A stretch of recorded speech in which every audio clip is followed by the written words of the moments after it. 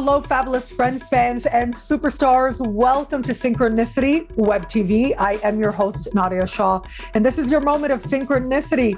Well, this is a big, wonderful, beautiful treat that we have here today. YouTube superstar astrologer, Nico, son of Selene. Now, let me tell you, I came across Nico years ago. I remember it must have been about 9 years ago now that I came across his channel. His channel was very small at the time, and he just had this light. I thought he was brilliant. I actually ordered a tarot reading from him. He told me that stuff wasn't going to work out with the dude I asked him about, and he was right.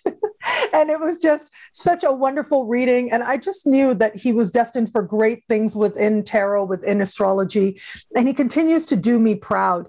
Now, the great thing is, the great treat for me is that Nico is coming to Synchronicity University, the November 2021 speaker series at Synchronicity University. And if you sign up before the end of October 2021, you can actually choose your tuition rate as low as just $5 a class to hear big dog astrologers like Nico and others. I'm so excited that he's here today to talk about not just his class, but all kinds of wonderful things.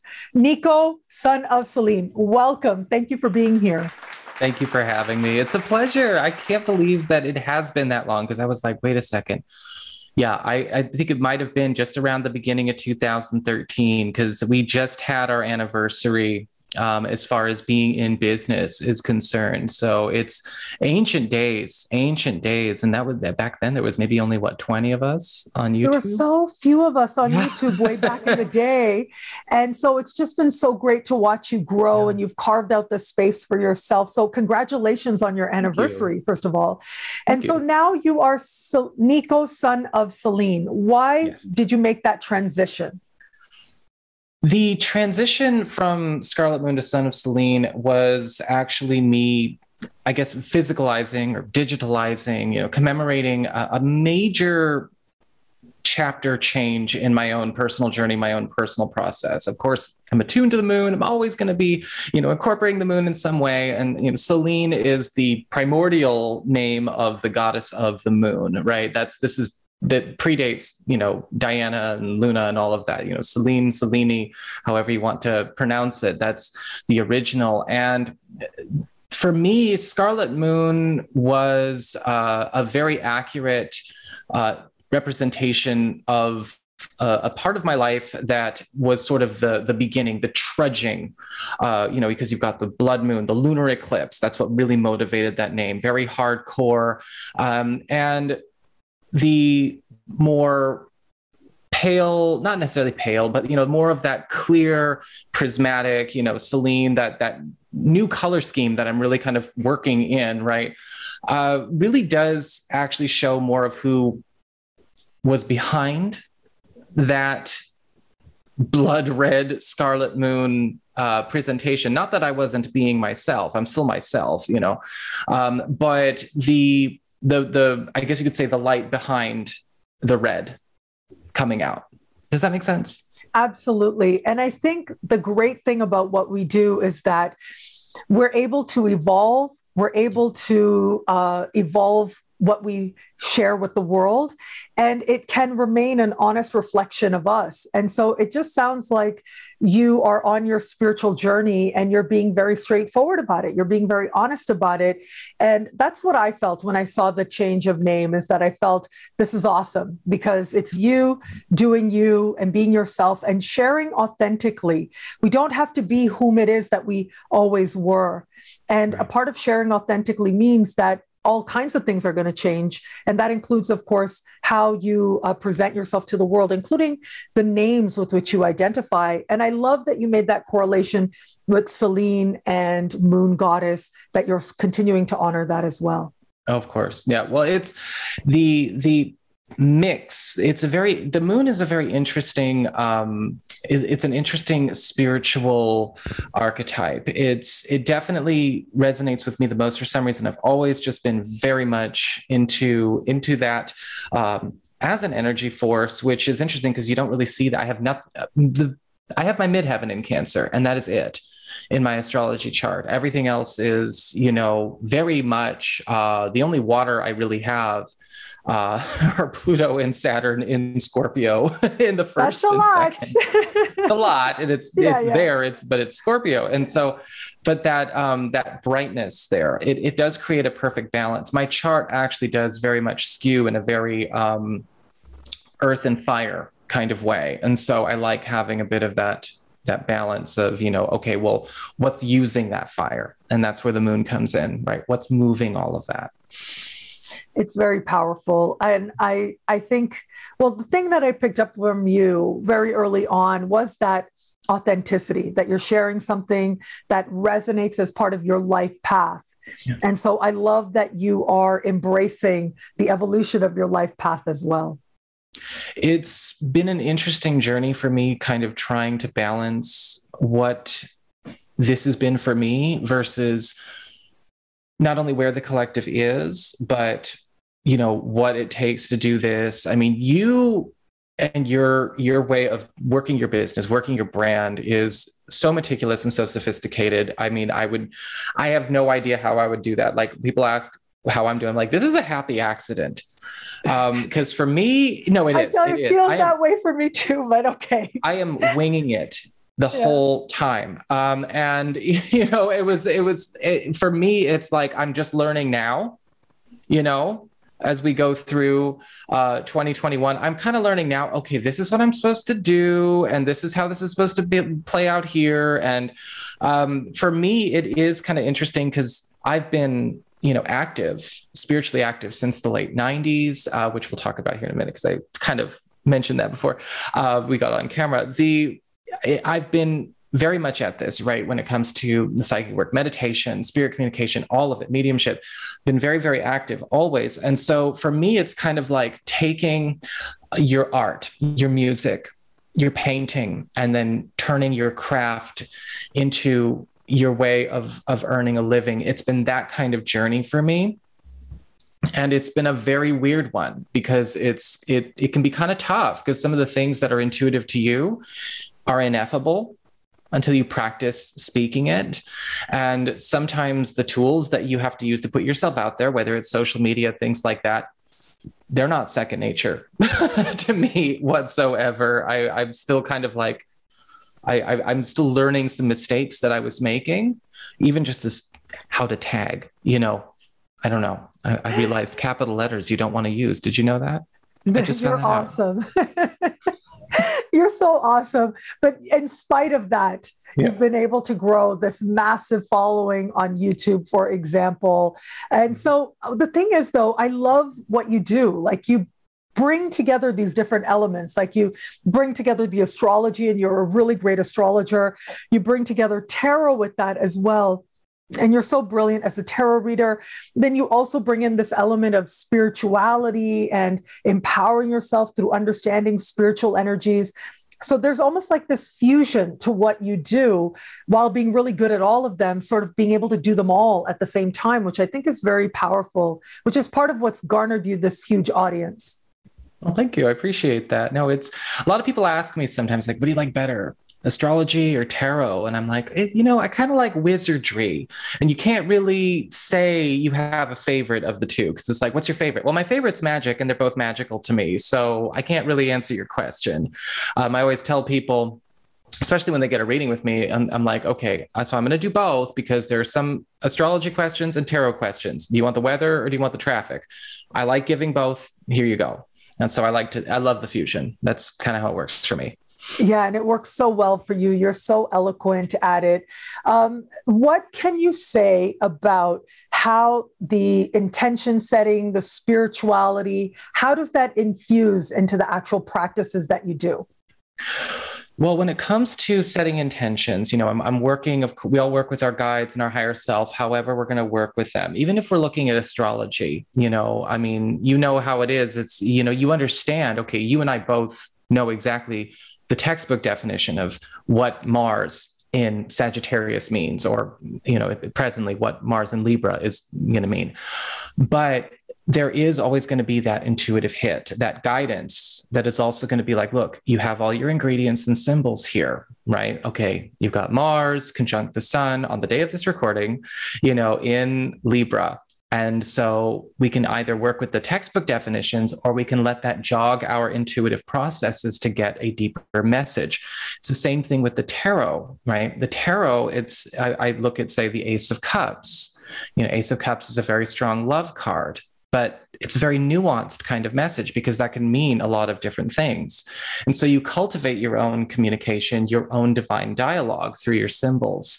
And that helps you get a more thorough and more specific read. Now, my guides work a lot like a genie in a bottle, and so you kind of get the answer to the question the way you ask it, or you get the response to the intention the way you put your intention out there. And so I'm always very clear, like if anyone ever got a reading with me, I kind of force people to fill out to fill out their questions, and I guide them through it because it's, for me, I want to give a very specific reading, or as specific a reading as I can. And so for me, the intention setting is, when I'm giving a reading for the monthlies, like monthly for October, I basically just put the intention in there. Show me exactly what needs to come up forward for the Aquarian people in the highest interest of all concerned with regards to the month of October 2021. Spare no vital truths, and, let the most coherent, understandable, and necessary truths come forward in the highest interest of all concerned. And thank you. And so it is. That's how I kind of do it. I hope I answered that correctly, or that makes sense. I love that. No, absolutely makes sense. You said, let all vital truths come forward. I love that intention. And as you were sharing, I was thinking about my first book is called Astrology Realized. And it's called that because it's rooted in an understanding by Jeffrey Cornelius, where he talks about the difference between a realized reading and a speculative reading. And so a speculative reading is what you described. You said, everybody kind of knows, or if you're an astrologer, well, the sun conjunct Mars in Libra, that could mean 15 different things, right? Depending on your experience. But when you want to touch on truth for the client, or you want to touch on truth for the purpose of serving, of using your practice to serve others, that truth is going to be a realized reading when you're able to touch on that truth. And that's what I thought about when you were sharing. That sense of vital truths can show up in a YouTube video. It can show up in a personal reading. It can show up in all kinds of ways. It's so crucial for us to be able to hone and perfect our own language. I believe that the limits of our language are the limits of our universe and the limits of our ability. The way I've went about learning astrology is very much tied into my own, applied spiritual arts. And, when I was studying magic in the esoteric world. And so I kind of got this hybrid of Western astrology, Hermetic science, Eastern mysticism, and Japanese correspondences and Shinto all at once. And so when I look at a planet like, say, Mercury, Mercury is one of those planets where it's kind of like, okay, you rule an earth sign and you rule an air sign. But if you even add more nuance to it, Mercury is actually a water planet, in the Far East, and the moon is masculine, but it doesn't confuse the message for me. What it does is it offers me and my guidance the ability to perceive a million more ways that this could show up in a person's reality. And then, yes, let the information, let the realized interpretation step forward, because I wouldn't want to have a reading try to fit into a box and be like, well, no, see, it's Mercury in Sagittarius. It has to be this. And it's like, wait, no, there is so much more going on here. And the more colors you give your guidance to paint with, the more rich the picture you're going to paint. And so your class that you're going to be teaching with Synchronicity University, let me just remind you all out there again, this is going to be an incredible November 2021 speaker series featuring Nico and other big dog astrologers as well, taking place over the course of November 2021. But until the end of October, you can choose your tuition rate as low as just $5 a class to learn from brilliant astrologers like Nico. And so you're going to be teaching on using astrology to tap into your sacred and spiritual gifts. Can you tell us about that? So this course is, it's all about learning how to find where your own metaphysical abilities naturally reside, what you were born with when you came, in your chart. We all have the ability to learn any skill we want. And when I say applied metaphysical skills, I am talking about things like mediumship or energy healing, past life recall, all of that. And what I do is I take you through your talents, your natural talents, primary talents and secondary talents. You're not beholden to them. You're not stuck with them. Of course not.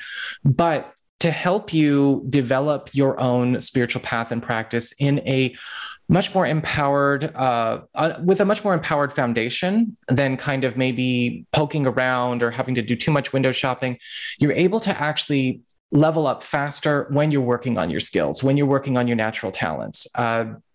And again, it's not a dogma or anything. You can do whatever you want. But for me, for instance, I have no musical talent. I really cannot play an instrument, and you'd probably get kicked off YouTube if I sang. So I probably, could take a few months, run down to the college and take a course and learn how to sing. But my real skills are in this and in drawing, in illustration. And so helping myself develop through working with my natural skills and watching those branch off into new skills and abilities has really been the key for me. So in this course, what I do is help you identify, all right, look, hey, maybe you're feeling a little bit low. You're kind of like, look, I just can't really get this whole past life regression thing. It's not working for me, and I've had clients in the past that they're working on their spiritual path, but they just can't do it the way they think they're supposed to, right? Oh my God, my whole group is doing this, but I can't, or my friend's doing this, but I can't. And I'm like, I look at this chart and I go, honey, look, here's the thing. You have you've got something here that says, look, you're a prophet, or you're more of an energy healer, or look, maybe you're trying to do something that you're just not that skilled at right now. You can develop it later, but I think that you would find your natural skills, your natural true self, your own spiritual abilities would be enhanced if you focus on the talents that you naturally have. And so that's where I decided to make this course. We can also use this to find out if maybe we've inherited any of it. You can see where your skills come from, where your natural abilities come from. For instance, I am also a medium, and I also have my moon, which is again one of the big psychic planets, and also rules the mother, in my 10th house. Moon rules my 10th house. And guess what? My biological mother's a medium. So you know what? Just a little taste. Guess what? I inherited that from mom. There's a whole lot you can do to investigate exactly what you came here intact with and really give your own spiritual journey and your own conscious evolution process a boost. If you just know what you can pick up with the fastest. Does that make sense? Absolutely. And, as you were sharing, I was remembering sometimes I tell the story about how when I was growing up, I thought that I wanted to be Madonna. And I remember, now that I look back, that I think she was really the only woman that really had a lot of influence when I was young and growing up. And I think that's part of why I thought that I needed to be Madonna.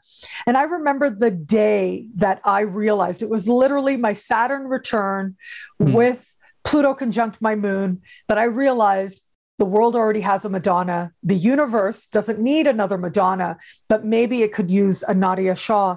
And I had no idea who that was. And that began a very painful dark night of the soul, which on the other side led to me becoming a full-time astrologer. But here's the thing, as you were talking, I was recalling and realizing that I remember all those years that I tried to be a singer, right? Like I was taking singing classes and I was doing performances and downtown Toronto and all of that. And it just never felt right. Like I knew that I was getting better, certainly, and I knew that I had some wonderful opportunities to share on some stages that I was very proud of at the time. But something in me knew that this wasn't it, but I couldn't accept it. I just couldn't understand that that's what I was feeling when it would feel off. The way that I felt singing doesn't even compare to the way that I feel when I do astrology. Like when I'm in front of a camera and I'm doing a YouTube video and I'm talking about psychology and spirituality and history, it's just a whole other level of truth and calm, and the way that it resonates as who I really am. It's just a whole other ball game. And so it's so interesting because right now I just realized and clarified that as I heard you talking about how, yes, you can get good at just about anything, but it's another thing to tap into a gift that you have. It has a flow when it's a gift. It's a very powerful flow. And one of the things that I really enjoy when it comes to sharing this with clients is that you really see people get out of a slump. And the spirituality has become a lot more commonplace in our conversation, online, offline. It's become a bit more mainstream. But with that, we've also kind of had to face the pressures, how things kind of get systemized. And maybe it's not necessarily everyone's job to run out and go and perform the same task, find out your skills, find out your truth. Maybe we don't need 700 pendulum readers, in a town of 30,000. Don't hate yourself if you can't get the pendulum to work for you, because guess what? You are an ace astrologer over here. You are an ace medium over here. You're a channel. You have got something that goes, that takes you into a league of your own. Let's help you find that. And I think that as we step into the rest of the 2020s, we are approaching this cycle or a cycle shift. And I know you pay attention to Jupiter cycles and Saturn cycles, where spirituality is going to be going back to a little bit of what we were talking about back in the late 90s, where there was a lot more of this focus on the applied spiritual arts. And it's going to really come home to people. We've had this really interesting amplified awareness of spirituality happen this last 10 years, and we're going into the age of the specialist. And so let's take the pressure off ourselves to be the do-it-all guy or the do-it-all girl and find our specialty. Let's really step into that, own our specialty, and watch that propel our evolution and our growth process way faster than if we were just simply trying to do what we think we're supposed to do. Does that make sense? Absolutely. I love that. And so we are moving into a time of greater specialization.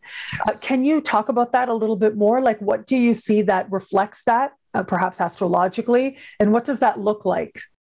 It's something that I've noticed is a very Saturn in Aquarius experience. We've got Aquarius, which is, of course, the sign of the celebration of uniqueness. And whether that uniqueness is, of course, coming in the form of inventiveness, innovation, or maybe just deviation, we do have this push towards evolution through getting out of the bubble and getting out of the box.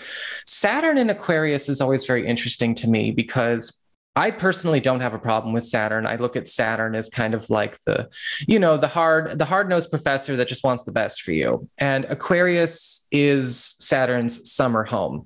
So we have this push now that is actually incentivizing the move towards specialization. When Saturn was in, say, Sagittarius and in Capricorn, so this will take us back to like 2015, there was this push towards kind of the collective general education. And when you're in general education, elementary school, primary school, junior high, there is sort of everyone, we all have the same standardized education going on, whether it's in our spirituality, the economy, doesn't matter.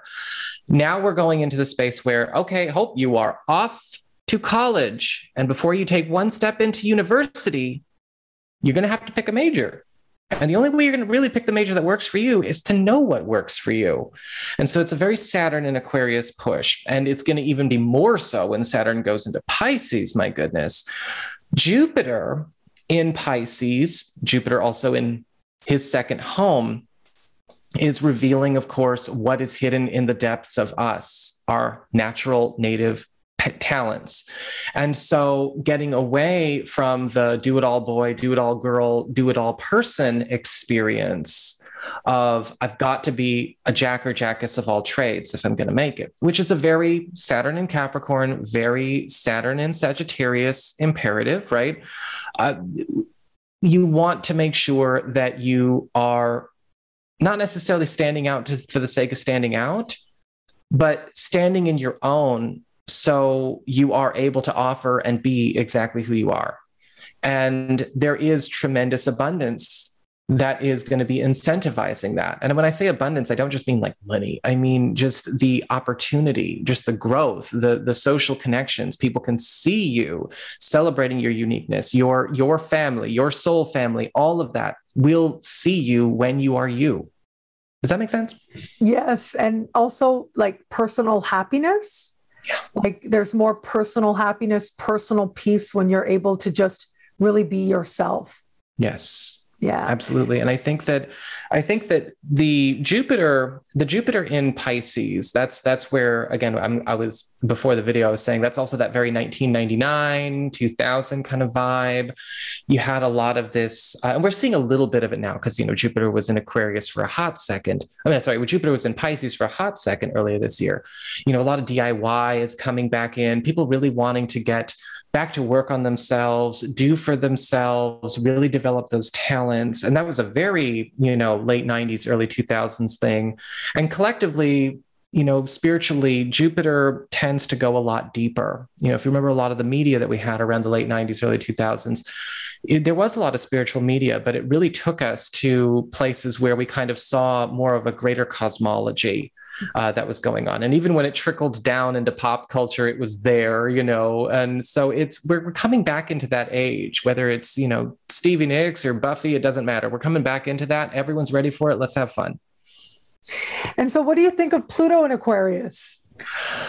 I honestly am fascinated by Pluto in Aquarius because with Pluto there, which I am all about, I kind of see Pluto as this no going back. What we release that we do not repeat in Aquarius, right? It's that sort of permanent era shift. In one of my live talks, or actually probably 4 or 5 of them, because sometimes I can repeat myself, I've been saying that the 2020s, especially the mid-2020s, Pluto going into Aquarius, it's going to do to the collective sensibility what the internet did to the collective sensibility. There are these moments in innovation and in collective psychology, spirituality, technology that alter not only the course of history, but again, it creates that no going back. And we think about, the internet, for instance, that was a huge one. And that was Pluto in Sagittarius that really got that picking up steam. And eventually what happened was the sensibilities of the 80s and before, it's just, you really can't even live that out again. Collectively, the good, the bad, the ugly, it's just not there. And so I feel like we're in store for another big jump. But I feel like because it's Aquarius and it's a lot more of a spiritual sign and less so much a tech and book knowledge sign, kind of like Sagittarius, not to say that it's not smart. Aquarius is brilliant. Aquarius is genius, but there tends to be more of a mix of that. Look, we are shifting our sensibility, our ability to perceive, work, and innovate in a way that is not only more efficient, that is actually going to be serving the collective in a much healthier way. But we are also dropping off permanently. I'm seeing cures to all kinds of things. We're dropping off symptoms of old sensibilities that are kind of getting the boot right now, if that makes sense. Yeah, that sounds incredible. I think about how, with what you just mentioned, the internet, I feel like it is incredible that we as human beings, we as humanity manifested the internet, because it's like, it's such a powerful reflection of what we believe about ourselves and our connection to each other. It's like the space that doesn't really exist. It's virtual, but it is real in its own way. And it allows us to be connected to everyone and everything in such a powerful way that might have always been there, but now we're so much more conscious of it. It's like we were able to give some kind of form, to what many people would refer to as the astral, right? The astral realm. And so it's kind of like the internet's the astral realm, but it's, you log on to it. That's how I kind of look at it. And I'm kind of weird that way. And I do see that element of going way deeper, way more woo-woo. People, when we talk about a conscious evolution process, I think that when Pluto goes into Aquarius, we have this huge release of the blinders of what that really means. Because I do see almost like an evolution and a revival at the same time, where we are getting a chance to see life through the lens of those that came before, that were having more commonplace interactions with spirit as spirit truly operates, whether it's, spirituality, right? We talk about how all kinds of different tribes and different spiritual paths and practices and sciences used to operate. I do see that. But also at the same time, our contemporary sensibilities harmonizing with that and not necessarily being antithetical to it. It sounds so exciting. I mean, look, I'll be walking the journey right along with you. I know that we'll be talking about Pluto and Aquarius and all these wonderful shifts coming up as we go along.